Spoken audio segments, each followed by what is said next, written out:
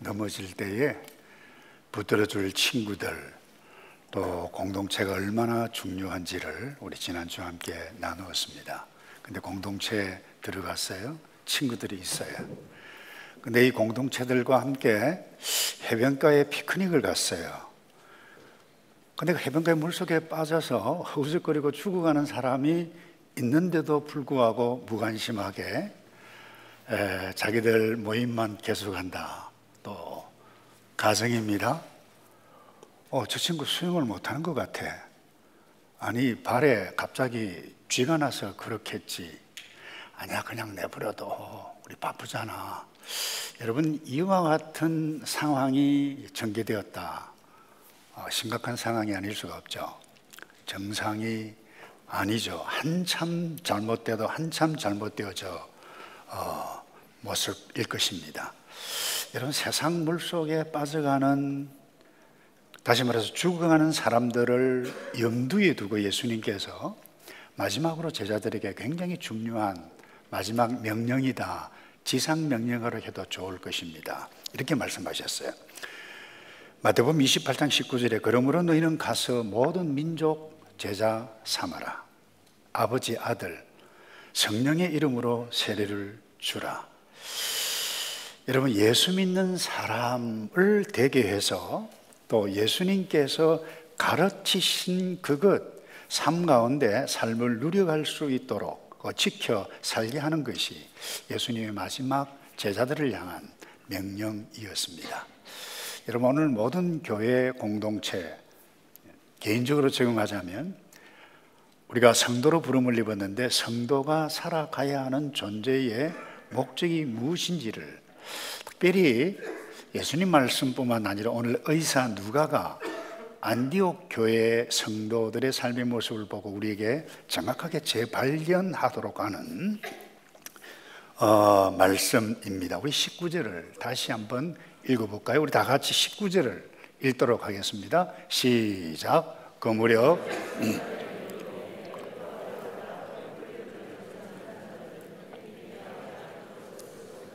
안디옥까지 건너가 유대 사람들에게만 말씀을 전하고 있었습니다.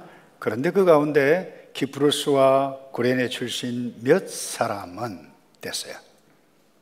안디옥에 들어갔는데 몇 사람이라고 그랬어요? 그리스 사람, 헬라 사람이죠. 주 예수 복음을 전하기 시작했다. 놀라운 사실입니다. 여러분 아시다시피 스데반 순교로 인해서 예수가 바로 하나님께서 약속하신 메시아 구원자이다, 이것을 믿는 사람들을 메시아닉 주라고 해요. 이들에 대해서 돌을 들고 쳐서 스데반 이미 죽였고 핍박하는 상황이 점점 심해졌기 때문에 이 예루살렘에 더 이상 살기가 어려웠어요. 그래서 많은 사람들이 흩어졌는데 흩어진 일부 사람들이 쭉 올라가면 안디옥이라고 하는 곳이 있는데 그곳에서 이들이 한 일에 대해서 말씀하고 있습니다. 본문에 보면 19절에는 유대인에게만, 동족이죠. 그래서 동족에게 복음을, 같은 문화권에서 복음을, 예수 복음을 전하는 것 전도라 그럽니다. 그 다음 20절에 그리스 사람, 다른 민족이죠. 문화권이 다릅니다. 문화권이 다른 사람에게 복음을 증거하는 것을 선교라 그럽니다. 그러니까 전도나 선교, 본질적으로 동일한 것이죠. 예수 복음을 증거하는 것인데 지금까지는 예루살렘에서 사도들 중심으로, 그럼 여러분들이 사도행전 6장에 보면 7 집사를 뽑습니다. 집사 몇 사람 중심으로 복음을 선거했는데 오늘 이 본문의 11장에 딱 와서 정확하게 이야기하면 예수 믿는 모든 사람들 평신도라 해도 좋을 것입니다. 그들이 무엇을 했는가라고 하는 것을 기록했습니다. 한 선교학자는 이것을 두고 그래요. 예루살렘,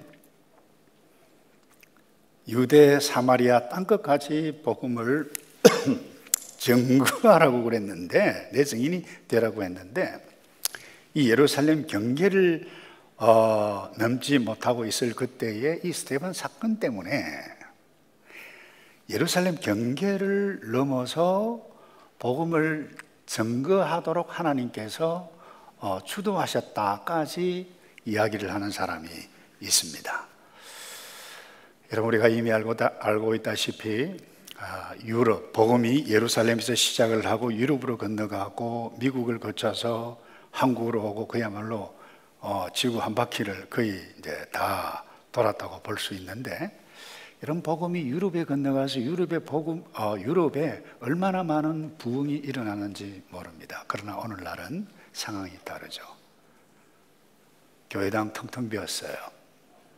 좀 심하게 이야기하면 관광객 맞이합니다. 그런가 하면 주차장 주차료를 받아서 교회 운영의 일부로 사용해가는 교회들이 적지 않습니다. 여러분, 뉴질랜드에도 상황은 별반 다를 바가 없습니다. 50년대, 60년대만, 70년대만 하더라도 이 뉴질랜드는 기독교 국가라가 그랬습니다. 그야말로 전 세계에 선교사를 파송하지 않는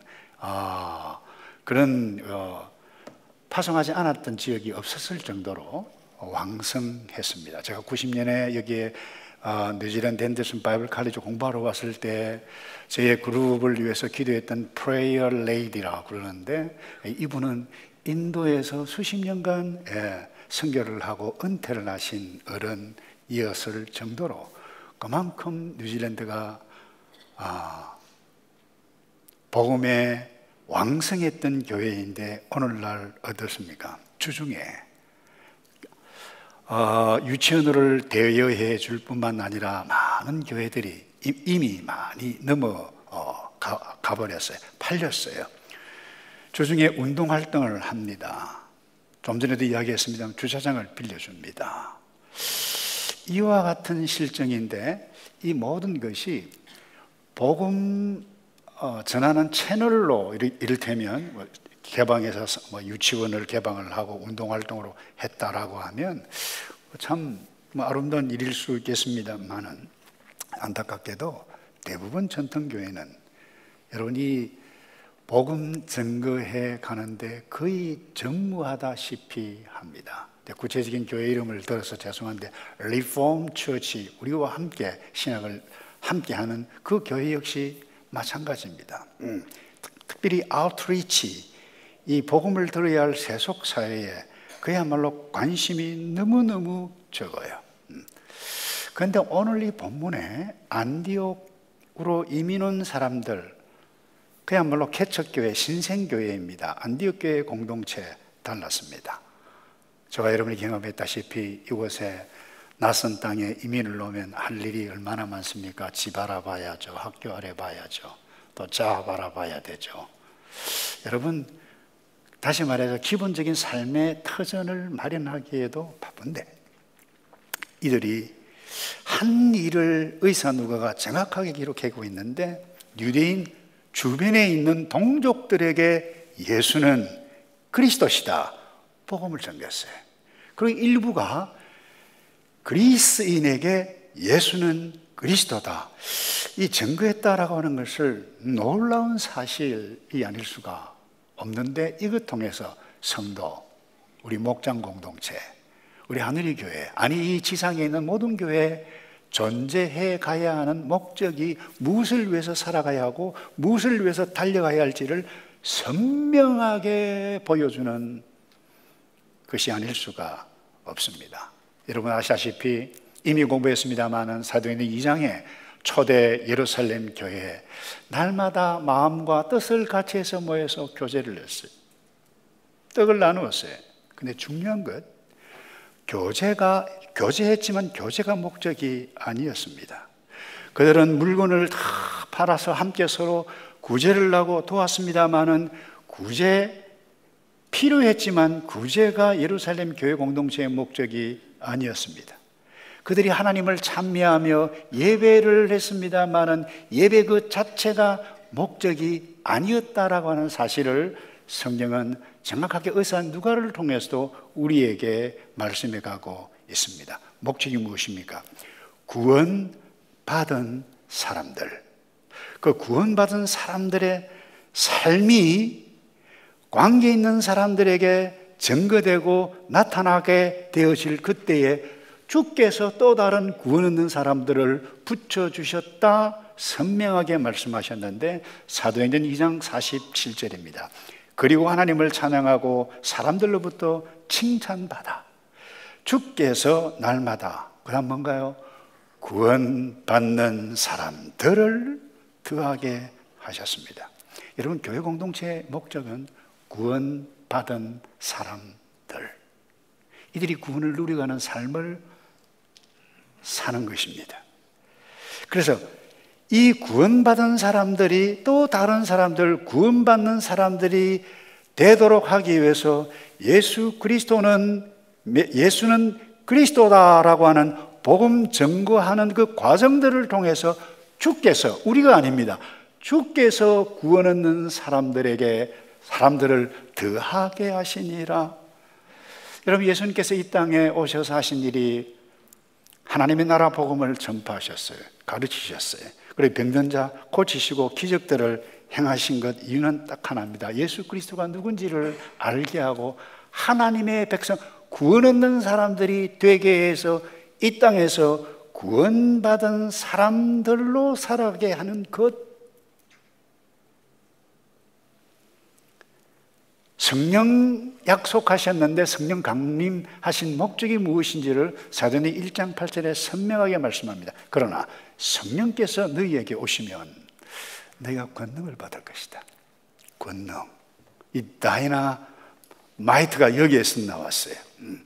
이와 같은 엄청난 능력을 받게 되실 것인데 그 능력이 무엇을 위한 것인가? 예루살렘과 온 유대와 사마리아와 땅끝까지 뭐라고 그랬나요? 한번 따라서 합시다. 내 증인. 한 번 더요. 내 증인. 여러분, 증인이 무엇입니까? 구원받은 사람들, 그 삶을 살아가게 되어질 때에 관계 있는 사람들, 이웃들에게 와우, 다르네. 이것이 복음 전거라는 거예요. 증인으로 살아가는 것이 바로 그것이라는 것입니다. 이런 의미에 있어서 사실 우리 교회 적지 않게 바쁜 교회입니다. 월요일부터 주일까지 문화센터 바빠요. 모든 사역부서, 차세대 교육, 새사학교, 마더와이즈, 파더와이즈 광고됐습니다마는 양육 성장, 양육 과정 코스, 평생교육 이렇게까지 다 여러분 이 행해가는 모든 것이 어디에 초점 있어야만 합니까? 구원받은 삶과 관계 있어야만 하는 것입니다. 목장이 바로 이를 위해서 존재한다라고 하는 사실을 놓쳐서는 안 됩니다. 다시 말씀드립니다. 우리 예배를 드립니다. 그런데 예배 자체가 이 땅에서 목적이 아닙니다. 그럼 찬양대 오늘 너무 감사해요. 귀한 찬양하셨는데 찬양하는 그 자체가 목적이 아닙니다. 차세대 우리 가르칩니다. 엄청난 예산을 투자합니다. 우리의 차세대를 위해서 네헤미야 홀까지 샀어요. 그러나 그것이 목적이 아닙니다. 그들이 구원받는 사람들이 되어져서 세상 가운데 삶 가운데 위트니스, 구원받는 삶을 증거해 가는 여기에 있지 않다라고 하면 죄송합니다. 그건 교회가 아닙니다. 뿐만 아니라 우리 개인적으로도 마찬가지입니다. 이 목적을 놓치면 곤란합니다. 내가 자녀를 양육하고 공부를 잘 시키고 의사가 되고 변호사가 되고 엔지니어가 되고, 여러분 밥이나 먹고 살겠나? 밥이나 먹고 살도록 해야 그래도 부모의 책임이 아니냐? 죄송합니다. 꼭 반드시 필요합니다. 그런데 그것이 목적이어서는 안 될 것입니다. 근데 이 구원받은 사람으로 살아가는 이 자체를 목적으로 하지 않는다라고 하면 자녀 때문에 이민 오고 공부시켜서 그야말로 의사, 변호사, 잘 나가는 사람도 다 만들었지만 그들의 행복 추구를 위해서 살아가면 부모도 몰라보고 이웃도 몰라보고 흉측한 괴물로 나타날 수 있다라고 하는 사실을 한번 생각해 보신 적이 있습니까? 우리 역시 마찬가지입니다. 행복 추구를 위해서 이 땅에 살아가는 것 하나님께서 원하시는 것입니다. 그러나 그것이 목적이면 교회에 나오고 신앙생활을 하는 것도 나의 행복 추구를 위해서 교회에 오면 마음에 들게 이 교회 왜 이래 죄송합니다. 그건 성도의 정체성에 맞지 않는 부분입니다. 성도 개인이든 목장이든 교회 공동체이든 모든 이 지구상에 존재하는 모든 교회 공동체, 이것에 초점에 두지 않을 때 영적 나태가 일어납니다. 비본질적인 것 때문에 갈등이 일어납니다. 교회가 왜 싸움을 나죠? 교회가 왜 싸움을 나죠?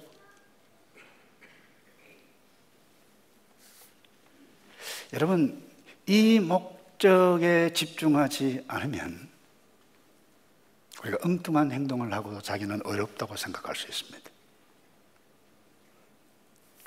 여러분, 지금까지 무엇을 위해서 살아오셨습니까? 우리 예수를 믿었기 때문에 교회를 출석하시면서 무엇 때문에 신앙생활을 하고 있습니까? 우리의 자녀 무엇을 위해서 키우십니까? 여러분, 구원 얻는 사람들 뿐만 아니라 이 아이가, 우리의 자녀들이 삶을 통해서 다른 사람에게 전인이 되어가는 삶, 이것을 계속해서 주입시키고 가르치고 주입시켜야 돼요. 얘야, 너는 보통 아이가 아니다. 하나님의 백성이다. 아무렇게나 살아서는 안 된다. 고난이 오더라도 하나님의 백성이기 때문에 하나님께서 너를 인도해 주실 것이다. 너는 하나님의 영광을 위해서 살아가야 하는 존재다. 이것을 우리가 그렇게 살고 우리의 자녀들이 보여주게 되어질 때에, 여러분, 그것이 우리가 이 땅에서 성공하며 살아가는 삶이라고 하는 사실을 놓치지 않기를 바랍니다. 그럼 두 번째, 리더십 재생산하는 것입니다. 자, 22절에 이런 말씀이 있어요. 이 소식이 예루살렘에 있는 교회에 전해지자, 이 소식이라고 하는 것은 흩어져서 이민 가서 그야말로 안디옥에 갔는데 이들이 동족들에게도 복음을 전하고 그리스 사람에게도 복음을 전하는 공동체가 생겼다라고 하는 소식을 예루살렘에 있었던 제자들, 베드로를 위시한 사도들이 딱 듣고 거기에 있었던 바나바를 파송합니다. 그리고 이 바나바를 통해서 거기에서 1년간 또다시 다소에서까지 자기 혼자 버겁다라고 하는 생각을 했는지도 모르겠습니다만은 부활하신 예수 그리스도를 만났던 사울, 바울을 데려와서 1년 동안 거기에서 가르쳤습니다. 바나바가 그래요. 죽게 붙어 있어라. 우린 성도이다. 그럴 때 주께서 많은 사람들을 붙여주셨다. 특별히 23절에 보십시다. 바나바는 안디옥에 도착해 하나님의 은혜가 내린 것을 보고 너무 기뻤어요. 그리고 온 마음 다해 주께 끝까지 충성하라고 그들 모두에게 격려했습니다. 여러분, 바나바를 보십시다. 그는 사이프러스 출신의 유대인이었습니다. 근데 늦게 예수 그리스도가 메시아다라고 하는 것을 믿었습니다. 예루살렘 교회에 온 지 얼마 되지 않았습니다. 그런데 좀 부자였어요. 재산이, 땅도 있었어요. 가보니까 사람들이 너무 가난하기 때문에 땅을 다 팔아서 그들을 도왔던 사람. 이뿐만 아니라 이름이 바나바, 권위자, 위로하는 사람입니다. 그래서 예수 믿은 지 얼마 되지 않은데 이 바나바를 일꾼으로 세워서, 리더십으로 세워서 안디옥에 새로운 신생교회가 생겼다라고 하는 소식을 들었던 사도들이 이들을 일꾼으로 파송했어요. 우리 하늘교회의 목표가 여기에 있고 제 개인적인 비전이 이 부분입니다. 하늘교회에 속한 모든 성도들은 바나바가, 오늘의 바나바가 되고 내일의 바나바가 되어 내가 일꾼이 되어져서 다른 지역이든 필요에 있는 사람들에게 찾아가서 그들을 격려하고 그들을 세워가는 일꾼이 되어서 가는 것. 근데 중요한 사실을 여기서 또 말씀합니다. 24절입니다. 그는 착하고 성령과 믿음이 충만한 사람이었기 때문에 수많은 사람들이 죽게 나오게 했습니다. 착했다는 거예요. 예수를 믿었던 바나바 착했다는 것입니다. 예수 믿으면 저는 착해진다고 믿습니다. 아멘은 아무도 안 하시는 것 같은데 제가 보기에 여러분들 다 착해요. 예수 믿기 전에는 악했어요. 근데 예수를 믿으면 예수 믿기 전보다 그 수준에서 반드시 더 낫게 더 나은 단계로 착해집니다. 이것이 없다, 곤란합니다. 예수를 만나지 않았을 가능성이 많습니다. 반드시 착해집니다. 이런 의미에서 예수 믿는 사람은 착한 사람입니다. 뿐만 아닙니다. 성령과 믿음이 충만했다고 표현해 가고 있습니다. 여기 착하다라고 하는 헬라어 의미는 이 놀라다, 감탄할 만하다 이런 뜻입니다. 다시 말해서 예수를 믿고 난 다음에 놀랍도록 변했다는 거예요. 성품이 달라졌다라고 하는 것입니다. 그리고 성령과 믿음이 충만했다. 이와 같은 요소를 가진 사람이 리더십, 일꾼이 되어지고 이들이 다른 사람을 돕게 되어지는 것인데, 오늘 여기 계시는 모든 분, 이 꿈, 나 바나바, 오늘의 바나바, 내일의 바나바, 우리의 자녀들이 어떤 사람으로 양육해야 되겠는가, 이 바나바처럼 되기를 원한다. 여러분, 이것을 그들에게 양육하지, 그들에게 격려하지 아니하면 내가 성도로서 온전한 존재의 목적을 향해서 달려가고 있지 않다라고 하는 부분 기억해 주셨으면 좋겠어요. 교회 할 일이 이것입니다. 교회 할 일은 무엇입니까? 제가 좀 전에 말씀을 드렸는데 바나바가 사울을 찾으러 저 길리기아 타소까지 갔어요. 와서 1년간 가르쳤을 때 1년간 가르쳤는데 선교사 후보생이, 물론 이 바나바, 이 바울 포함해서 그렇습니다만은 5명이나 나타날, 선교사로 파송할. 그러면 그 얼마나 성숙한 사람들이 많았다라, 일꾼들이 얼마나 많았다라고 하는 것을 우리는 추측해 볼 수 있습니다. 여러분, 지도자가 되기를 주님의 이름으로 축복합니다. 바나바가 되기를 주님의 이름으로 축복합니다. 그렇지 않으면 여러분, 인생 끝날에 하나님 앞에 설 때에 후회하게 내가 그렇게 했었으면 좋았을 터인데 후회할 수 있을 것입니다. 우리의 인생 그렇게 길지 않습니다. 남은 생에 저는 오늘의 바나바, 이 교회, 이 목장, 다른 목장, 다른 교회, 다른 지역을 위한 영적인 리더십을 발휘해가며 살겠다, 이런 꿈을 꾸기를 바랍니다. 마지막입니다. 교회 존재의 목적이 무엇입니까? 세상에 소금과 빛입니다. 여러분, 26절에 이런 말씀이 있어요. 그리고 안디옥에서 제자들은 처음으로 그리스도의 사람이라고 불리게 됐습니다. 영국의 유명한 지금도 살아있습니다마는 F.F. 브루스라고 하는 신학자가 이 본문을 그렇게 해석했어요. 당시 그 지역에 있는, 예수 믿지 않은 그 지역에 있는 사람들이 이 안디옥 교회의 메시아닉 주, 이들을 보고 불렀던 말일 것이다 라고 거의 추측을 합니다. 무슨 이야기예요? 근데 처음으로는 그렇게 불렸는데, 처음에는 저 친구들 정말 별나, 약간 시니컬하게 비아냥거리는 의도로 크리스찬이라고 하는 단어를 썼다는 거예요, 영어로. 다시 말해서 그들은 우리들과 너무나도 많이 달랐다는 거예요. 저들은 예수가 그리스도라고 하는 것을 말하고, 예수가 그리스도라고 말한 그분의 가르침을 따라서 살아가는 사람들, 구원받은 사람들, 그들을 두고 크리스찬이라고 하는 거예요. 비로소 처음으로 그리스도인이라고 하는 단어가 거기에서 나왔다는 거예요. 처음으로는 약간 우리와 달라 시니컬하게 이야기했지만 그들의 삶이 너무나도 다르고 매력적인 사람, 매력적인 단어로 오늘 우리에게까지 찾아왔다라고 하는 사실입니다. 예수님께서 마태복음 5장에서 산상보훈에서 너희는 세상의 소금이다. 예수 따라오는 제자들에 대해서 정체성에 대해서 은유적인 표현이었습니다. 소금이다. 세상의 빛이다. 드러나게 해서 그들로 하여금 도전받게 하고 아버지 하나님께 영광을 돌리게 하라. 이게 예수님께서 은유적으로 그들에게 주셨던 말씀입니다.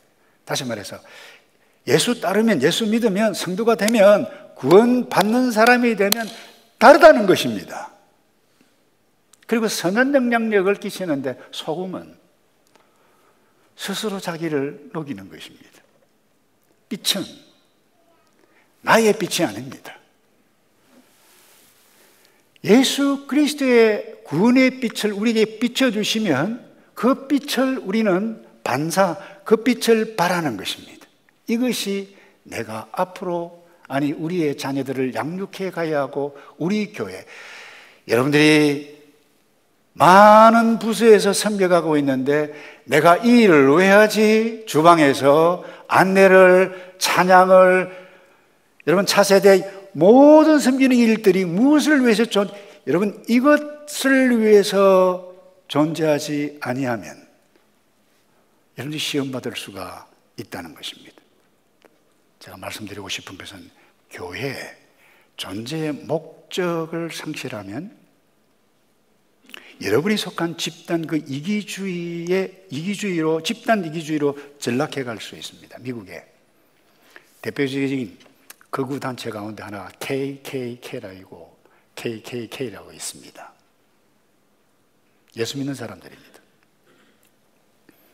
흑인을 증오합니다. 유대인을 증오합니다. 공산당을 증오합니다. 그들이 모일 때마다 그들이 만든 신조들을 우리의 목표는 이것이다라고 하는데 그들은 하나님을 찬양합니다. 그리고 기도도 합니다. 그런데 그들의 뜻과 다른 그 무엇이 이웃에서 일어나면 총을 듭니다. 불을 지릅니다. 여러분 어떻게 이해하십니까? 이들이 구원받은 사람들의 삶일까요? 우리가 자칫 잘못하면 이런 모습으로 세상 사람들에게 더 비춰질 수 있는 가능성이 있습니다. 말씀을 맺습니다. 예루살렘 초대교회 교제했어요. 하나님 찬양했어요. 구제까지 했습니다. 다시 말씀드립니다. 이 땅에서 찬양, 구제 모든 것 다 필요합니다만 그 자체가 이 땅의 지상교회 성도들은 목적이 되어져서는 안 되는 것입니다. 이런 의미에 있어서 경배와 찬양의 목적도 마찬가지입니다. 찬양대의 목적도 마찬가지입니다. 찬양대 잘하는데 노력을 해야 될 것입니다만 그것이 궁극적인 목적이다. 차세대 교육, 우리의 자녀들을 잘 양육하는 그 자체에만 두면 교회의 원래의 정체성을 잃어갈 수도 있을 것입니다. 우리의 본질이 무엇입니까? 정리합니다. 내가 구원받는 사람들, 구원받은 사람들로서의 삶을 살게 가게 되어질 때에 예수는 그리스도라고 하는 이 사실 때문에 믿고 그분의 말씀을 따라 순종하게 되어질 그때에 예수님의 말씀이 우리의 삶 가운데 나타나게 되어질 때에 관계 있는 사람에게 나 이렇게 예수 믿었다. 예수 믿기 전에는 이렇게 되어졌다. 예수 믿을 때에 내가 이렇게 성가대 봉사하고 경배 찬양 봉사하고 예배를 드리게 되어졌는데 이 땅에서 이 생각 가지고 살아가는 것이 그렇게 중요한지를 이제야 깨달았다. 친구야, 예수 믿을래? 여러분 묻습니다. 지금까지 예수를 믿고 여기까지 오셨는데, 교회에 수십 년 예수 믿는 여러분들 스스로 개인적으로 내가 이렇게 예수 믿었다, 친구야 예수 믿기를 원한다, 단 한 번이라도 말해본 적이 없다라고 하면 우리의 성도의 정체성과 달리 살았음을 인식해 가야 할 필요가 있습니다. 날 춥습니다. 복음 전도하는 것 정말 어려운 때에 우리는 살고 있습니다. 예수 믿으라고 복음 전도지를 주면 니나 믿으라, 침을 뱉는 경우들도 이미 어제 오늘 일어났던 일입니다. 그럼에도 불구하고 우리는 구원받은 사람들, 이것을 구원받은 사람들의 삶으로 살아가게 되실 때에 관계 있는 사람들이 우리를 보고 은행을 보고 주께서 그들로 하여금 구원받는 사람들의 무리에 더하게 하시는 놀라운 역사, 지상교회에 주신 가장 첫 번째 목적입니다. 하나님께서 직접 전도하실 수 있습니다. 그야말로 40일 내내 비가 오고 난 다음에 하늘에 그야말로 세계 각국 방언으로 다 말할 수 있어요. 내가 곧 온다, 예수 믿지 않으면 지옥불에 던져질 것이다 하실 수 있어요. 근데 그렇게 하지 않으십니다. 천사들을 통해서, 여러분 환상들을 통해서 여러분 이 지구상 예수 믿지 않는 모든 사람들에게 복음을 전하시게 할 수 있습니다. 그런데 그렇게 하시지 않으십니다. 성경이 우리에게 말씀해 주셨어요. 천사에게도 맡기지 않았다. 이 땅에 이 시대에 살고 있는 저와 여러분에게, 이 시대에 살고 있는 이웃들에게 복음 전하는 그 놀라운 사명을 우리에게 맡겨주셨는데, 사랑하는 성도 여러분, 목장, 떡 떼는 것이 목적이 아닙니다.